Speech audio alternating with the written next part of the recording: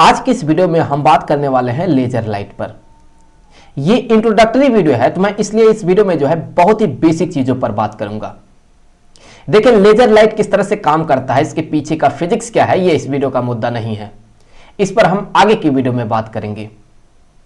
तो यहां पर ये जो आपको लेजर वर्ड दिख रहा है, इसका जो पूरा नाम होता है वो होता है light amplification by stimulated emission of radiation. Radiation के स्टिमुलेटेड इमिशन द्वारा लाइट का एम्प्लीफिकेशन। देखिए यहां पर ये जो दिख रहा है स्टिमुलेटेड इमिशन, इसी के प्रिंसिपल पर लेजर लाइट काम करता है। तो स्टिमुलेटेड इमिशन क्या है, इस पर हम आगे चर्चा करेंगे। तो अभी मैं लेजर लाइट को जो है ऑर्डिनरी लाइट के साथ कंपेयर करते हुए चलूंगा। तो यहां पर ये रहा लेजर लाइट और यहां पर मान लेते हैं कि ये रहा एक ऑर्डिनरी लाइट, यहां पर ये टॉर्च मान लेते हैं है। तो अब यहां पर देखें लाइट निकल रहा है, लाइट निकल रहा है, इसका मतलब कि फोटोन निकल रहा है। यहां पर व्हाइट कलर का जो है लाइट दे रहा है, इसका मतलब कि अलग अलग कलर के यहां पर फोटोन होंगे। यहां पर रेड कलर के फोटोन होंगे और यहां पर जो है ऑरेंज कलर के भी फोटोन होंगे कुछ ऐसे, और साथ ही साथ यहां पर जो है येलो कलर के भी फोटोन होंगे और ग्रीन कलर वाले भी कुछ फोटोन होंगे। और देखिए सारे फोटोन एक ही डायरेक्शन में जो है नहीं प्रोपगेट कर रहे हैं, हर एक का डायरेक्शन देखिए वो अलग अलग है और हर एक फोटोन का जो वेवलेंथ है, जो फ्रीक्वेंसी है, वो भी अलग अलग है। तो इस तरह से हम ये कह सकते हैं कि यहां पर ये जो ऑर्डिनरी लाइट होता है ये मोनोक्रोमैटिक नहीं होता है। ये जो है ऑर्डिनरी लाइट मोनोक्रोमैटिक नहीं होता है, नॉट मोनोक्रोमैटिक, मोनोक्रोमैटिक, क्योंकि सबका वेवलेंथ फ्रीक्वेंसी सब अलग अलग है। क्योंकि हर एक फोटोन का जो डायरेक्शन है वो भी अलग अलग है, तो इसीलिए इसका जो इंटेंसिटी होता है वो बहुत कम होता है। सो इसका जो इंटेंसिटी होता है वो भी बहुत कम होता है, लेस इंटेंसिटी होता है, क्योंकि हर एक फोटोन का जो डायरेक्शन है वो देखिए अलग अलग है। और इस तरह के लाइट को जो है हम इनकोहेरेंट लाइट कहते हैं। सो इस तरह के लाइट को हम इनकोहेरेंट लाइट कहते हैं, कोहेरेंट, इनकोहेरेंट लाइट। अब अगर लेजर लाइट की बात करें तो यहां पर देखें ये लेजर लाइट, यहां से लाइट जो है निकल रहा है। अब अगर हम यहां पर ये जो लेजर आपको दिख रहा है, इसमें से ये जो लाइट निकल रहा है जो कि रेड कलर का है, अगर इसे देखते हैं, चलिए इस पार्ट को जो कि लाइट बीम आपको दिख रहा है, इसे यहां पर हम बड़ा करके देखेंगे और हम देखेंगे कि इसमें हो क्या रहा है। तो यहां पर ये हो गया लाइट बीम। अब इसमें जो है जो फोटोन होता है, जो यहां पर लेजर लाइट से फोटोन निकलता है, वो कुछ इस तरह से एक ही डायरेक्शन में ट्रेवल करता है। जितने भी फोटोन यहां पर निकलेंगे सारे फोटोन एक ही डायरेक्शन में मूव करेंगे और सबका जो वेवलेंथ होगा वो सेम होगा और जो फ्रीक्वेंसी होगा वो भी सेम होगा। तो यहां पर हर एक फोटोन का जो वेवलेंथ होता है वो सेम होता है, इसीलिए हम कहते हैं कि ये होता है मोनोक्रोमैटिक, मोनोक्रोमैटिक। और हर एक फोटोन देखें एक ही डायरेक्शन में आगे बढ़ रहा है, इसीलिए ये हाई इंटेंसिटी का होता है। इसका जो इंटेंसिटी होता है वो काफी ज्यादा होता है, ये हाई इंटेंसिटी का लाइट होता है। और इनका जो वेवलेंथ होता है, जो फ्रीक्वेंसी होता है, जो फेज होता है वो सेम होता है, इसीलिए इसे जो है हम कोहेरेंट लाइट कहते हैं। सो ये जो होता है ये होता है कोहेरेंट, कोहेरेंट लाइट। तो ये तो रहा ऑर्डिनरी लाइट और लेजर लाइट में जो बेसिक डिफरेंस है वो। अब यहां से हम आगे बढ़ेंगे और हम ये देखेंगे कि लेजर लाइट किस प्रिंसिपल पर काम करता है। वैसे लेजर लाइट यहां पर स्टिमुलेटेड इमिशन पर काम करता है, लेकिन इससे पहले हमें यह समझना होगा कि हम जो है इंड्यूस्ड एब्जॉर्प्शन किसे कहते हैं और स्पॉन्टेनियस इमिशन किसे कहते हैं, और फिर हम उसके बाद देखेंगे कि हम स्टिमुलेटेड इमिशन किसे कहते हैं। तो सबसे पहले हम जो है इंड्यूस्ड एब्जॉर्प्शन पर बात करेंगे। तो चलिए इसके लिए यहां पर मान लेते हैं कि ये एक एटम है और इस एटम में यहां पर मान लेते हैं एक इलेक्ट्रॉन है जो कि इस न्यूक्लियस के चारों तरफ घूम रहा है। अब यहां पर इस एनर्जी स्टेट को जो है हम हायर एनर्जी लेवल मानते हैं और इसे जो है हम लोअर एनर्जी लेवल मानते हैं। और ये जो लोअर एनर्जी लेवल होता है इसे हम ग्राउंड स्टेट भी कहते हैं, और यहां पर जो हायर एनर्जी लेवल होता है इसे हम एक्साइटेड स्टेट भी कहते हैं। अब इसे हम जो है ग्राफ में प्लॉट भी कर लेते हैं। तो यहां पर हम मान लेते हैं कि ये हो गया ग्राउंड स्टेट और यहां पर ये हो गया एक्साइटेड स्टेट। और यहां पर ग्राउंड स्टेट में देखें तो यहां पर जो है ये एक इलेक्ट्रॉन है। अब अगर यहां पर देखें जो ये ग्राउंड स्टेट है इसमें जो एनर्जी है, चलिए मान लेते हैं कि है E1, और ये जो एक्साइटेड स्टेट है इसका जो एनर्जी लेवल है ये मान लेते हैं ये है E2। एग्जाम्पल के तौर पर मान लेते हैं कि यहां पर ये जो है ये है 1 यूनिट का और यहां पर ये जो है ये है 5 यूनिट का। यहां पर देखें तो ये जो E1 होगा ये होगा यहां पर 1 यूनिट का, और यहां पर ये जो E2 होगा जो कि एक्साइटेड स्टेट है ये है 5 यूनिट का। तो अब अगर आप यहां पर ये जो एक्साइटेड स्टेट है और ये जो ग्राउंड स्टेट है इनके बीच में जो एनर्जी में डिफरेंस है अगर आप उसे देखें तो वो कितना होगा, वो होगा यहां पर 4 यूनिट का। तो अब अगर मैं एक ऐसा फोटोन इस एटम पर इंसिडेंट करता हूं जिसका की एनर्जी 4 यूनिट है तो उसके बाद क्या होगा, उसके बाद होगा ये कि यहां पर ये जो आपको इलेक्ट्रॉन दिख रहा है जो कि ग्राउंड स्टेट में है, ये इलेक्ट्रॉन इस फोटोन को एब्जॉर्ब कर लेगा और उसके बाद ये जो इलेक्ट्रॉन है ये यहां से छलांग लगाएगा और सीधे पहुंच जाएगा कहां पर, ये पहुंच जाएगा एक्साइटेड स्टेट में यहां पर। तो यहां पर ये इलेक्ट्रॉन पहुंच गया। तो जब इलेक्ट्रॉन जो है ग्राउंड स्टेट से एक्साइटेड स्टेट में चला जाता है तो हम कहते हैं कि जो एटम है वो ग्राउंड स्टेट से जो है एक्साइटेड स्टेट में पहुंच गया। अगर आप यहां पर देखें तो ये जो इलेक्ट्रॉन दिख रहा है आपको, ये इलेक्ट्रॉन यहां से ये इलेक्ट्रॉन छलांग लगाएगा और कहां पहुंच जाएगा, ये इलेक्ट्रॉन जो है यहां से छलांग लगाते हुए पहुंच जाएगा यहां पर एक्साइटेड स्टेट में। सो ये इलेक्ट्रॉन यहां पर पहुंच गया एक्साइटेड स्टेट में। क्यों पहुंच गया, क्योंकि यहां पर जो हमने फोटोन इंसिडेंट किया था वो था यहां पर 4 यूनिट का। तो इस प्रोसेस को जो है हम इंड्यूस्ड एब्जॉर्प्शन कहते हैं। अब यहां से हम आगे बढ़ेंगे और अब हम जो है स्पॉन्टेनियस इमिशन पर बात करेंगे। तो चलिए मान लेते हैं कि यहां पर ये एक एटम है।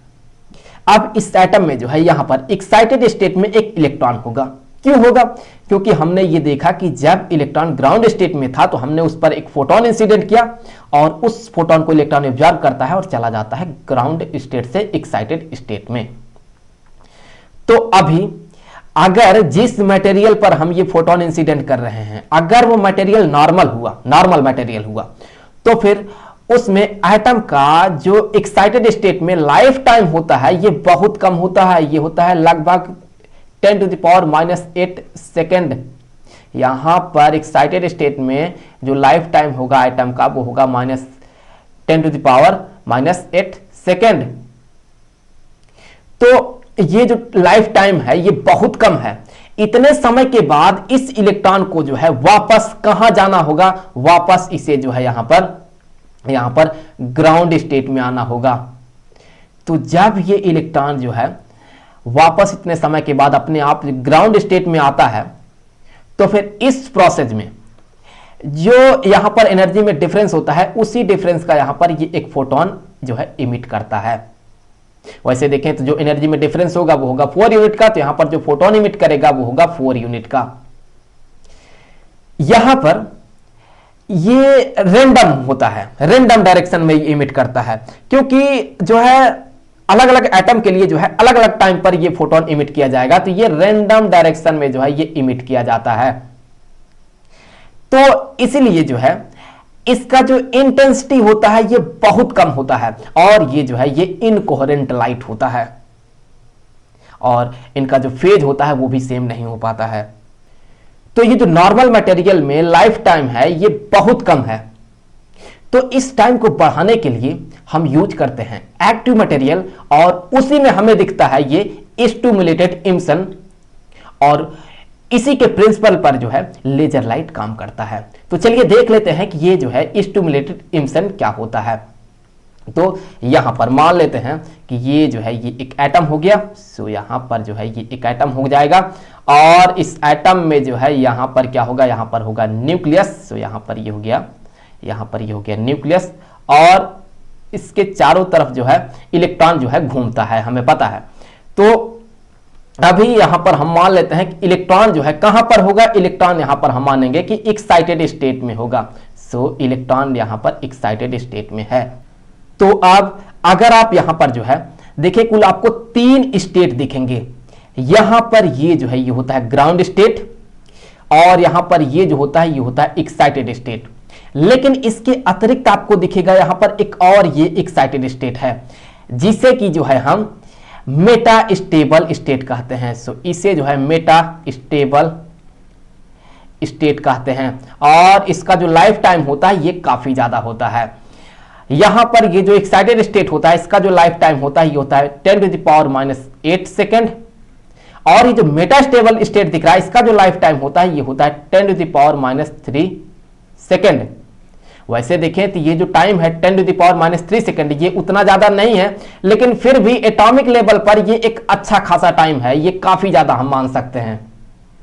और हमने ये माना है कि ये जो एक्साइटेड स्टेट है इसका जो एनर्जी लेवल है ये है, हमने माना है ये है 5 यूनिट का और ये जो ग्राउंड स्टेट है इसका एनर्जी हमने माना था ये है 1 यूनिट का। तो यहां से क्लियर है कि ये जो मेटास्टेबल स्टेट होगा इसका जो एनर्जी होगा ये 5 यूनिट से कम होगा। तो चलिए यहां पर हमने इसका जो एनर्जी है ये हमने मान लिया कि ये है यहां पर EM मेटास्टेबल का एनर्जी है, ये हमने मान लिया कि ये है 4.9 यूनिट का। अब इसे यहां पर हम ग्राफ के जरिए भी प्लॉट करने का कोशिश करेंगे। तो यहां पर अभी यहां पर हम मान लेते हैं कि यहां पर जो है ये हो गया ग्राउंड स्टेट और यहां पर जो है ये हो गया एक्साइटेड स्टेट और इसके ठीक नीचे यहां पर ये होगा मेटा स्टेबल स्टेट।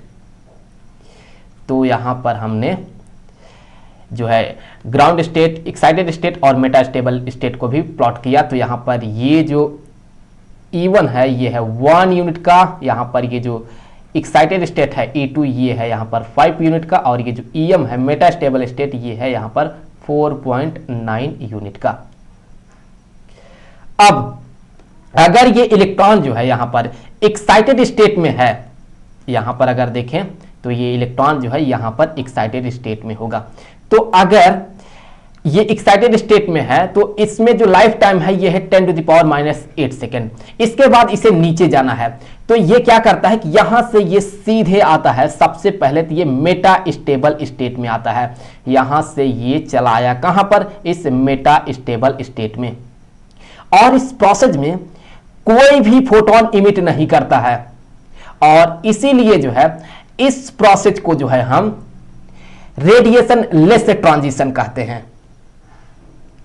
और इसमें जो है जो एटम का लाइफ टाइम होता है ये 10⁻³ सेकेंड होता है।